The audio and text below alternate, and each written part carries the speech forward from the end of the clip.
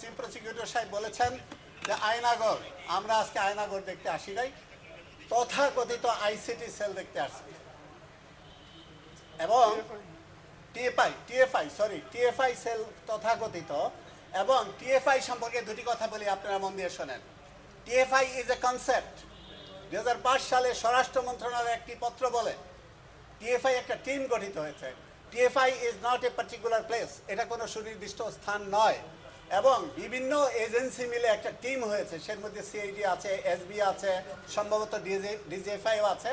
সেইখানে র্যাবকে দায়িত্ব দেওয়া হয়েছে শুধু সাচিবিক দায়িত্ব পালন করার জন্য, secretarial task. And therefore TFI বলতে নির্দিষ্ট কোনো জায়গা নাই, it can be anywhere throughout the entire country. এটাও আমার কথা। আয়নাগর বলতে আমরা আজকে কিছু দেখতে আসি নাই। আয়নাগর নামের শব্দটার সাথে আমি র্যাবের 7 জন অফিসারের ডিফেন্ডিং অফিসার, ডিফেন্স লয়ার, আমার মেজবাবাই 3 জনের ডিফেন্স লয়ার, আমরা 2 জনই এখানে উপস্থিত আছি। টিএফআই আবারও বলছি is a concept, is not a place, এবং RAB was not responsible for that. RAB was only responsible for giving secretarial job. আমি মনে করি সাংবাদিক ভাই বোনদের এটা আমি ক্লিয়ার করতে পেরেছি। দেয়ারফর যে শব্দটি বলা হয়েছে আয়নাগর ইজ নট কারেক্ট। আর্টিকেল 33 কথা বলেছে। আর্টিকেল 33 কি একজন গুড সিটিজেন, এটা জানার জন্য লয়ার হইতে হবে, নট নেসেসারি। আপনারা সবাই জানেন, কোনো সাংবাদিককে আমি দেখেছি আমার চাইতেও ভালো জানে। আর্টিকেল 33-তে বলা হয়েছে যে অ্যাকিউজ যখন অ্যারেস্ট করাবে to be produced within 24 hours. আমার কাছে যে ফর্মাল চার্জশিটগুলো এসছে, আমি যখনই দেখেছি কাগজপত্রের মাধ্যমে, সবগুলা 24 আওয়ার্সের মধ্যে ল এনফোর্সিং এজেন্সি অথবা কোর্টে চালান দেওয়া হয়েছে।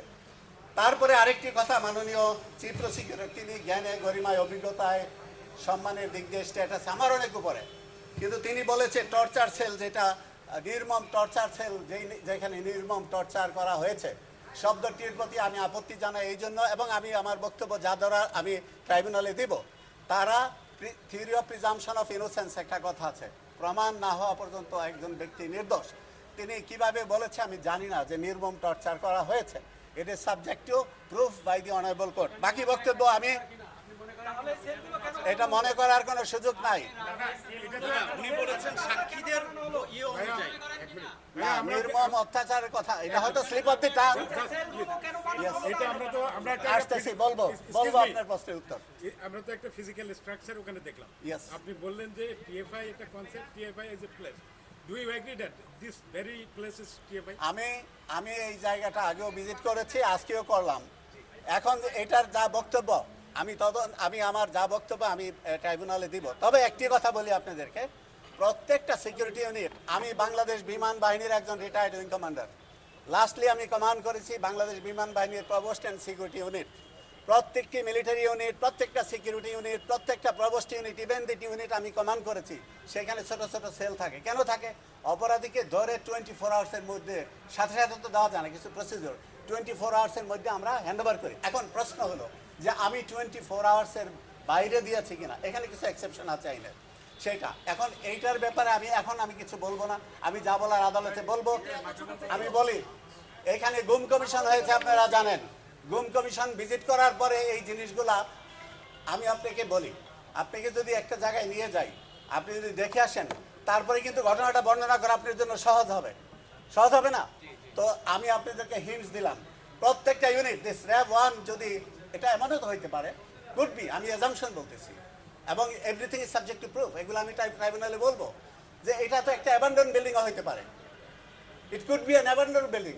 আপনারা যে আজকে এটা পরিদর্শনে আসছেন, আপনারা কর্মকর্তাদের কাছে বলে দিলেন যে এই স্ট্রাকচারটা অ্যাবান্ডন ছিল কিনা? আমি কি সেই কথা তো আমি এখন বলবো না, যখন সময় হবে আমি বলবো। আপনি যেহেতু কথা বলছেন গণমাধ্যমের সঙ্গে, আপনার যে অবজারভেশনটা সেটা আপনি ট্রাইব্যুনালে আপনার মতো উপস্থাপন করবেন, কিন্তু আপনি যেটা ফিল করছেন সেই ফিলের জায়গায় তো বলতে পারেন।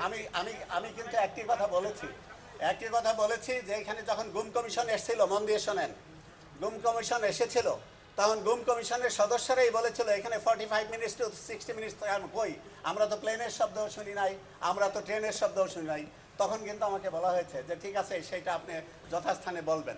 সুতরাং বাকি কথাগুলো I take direction from the concern authority, এবং যখন রাইট মোমেন্ট আসবে তখন বলবো। যতটুকু বলা সম্ভব হয়েছে, দরকার ছিল, আমি ততটুকু আপনাদেরকে বললাম।